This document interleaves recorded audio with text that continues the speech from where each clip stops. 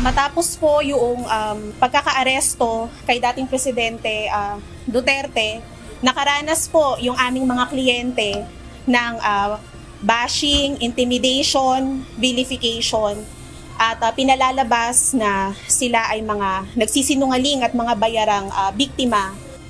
Hustisya lamang ang sigaw ng mga kaanak ng mga biktima.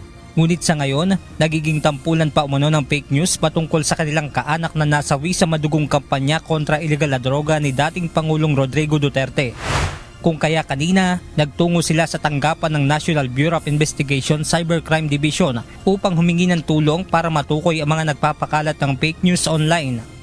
Kailangan pa naming lumapit sa NBI para tulungan kaming tukuyin kung sino yung mga basher namin.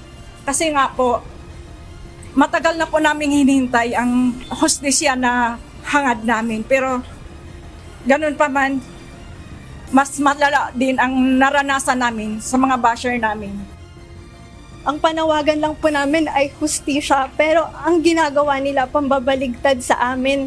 Gagawan kami ng fake news, ima-manipulate yung videos namin, yung images na hawak namin at sasabihin peke yung hawak naming mga litrato. Bukod sa mga biktima, kasama rin sa humingi ng assistance sa NBI si International Criminal Court o ICC Assisting Counsel Attorney Maria Cristina Conti dahil sa nararanasang online bashing. May hinuha ako na systematic ito dahil sa araw, sa timestamp, at saka doon sa dami ng mga nagpo-post within a particular frame.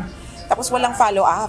Kung Duterte camp ba ito, hindi ko masabi na kumbaga bayad nila o kaya alam nila. Pero definitely, the sentiments are pro-Duterte.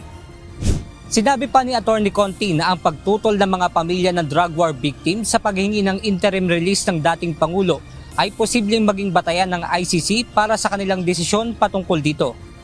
Factor ito para sa International Criminal Court na i-reject or i-deny ang kanyang request o kaya i-limit ang kanyang request kung papayagan man dahil importante para sa korte na maayos yung kumbaga, administration of justice. Kung ang paglaya niya, ang ibig sabihin ay may matatakot na biktima, may mamamatay na biktima, o kaya witness, at yun ang importante, hindi papayag ang korte.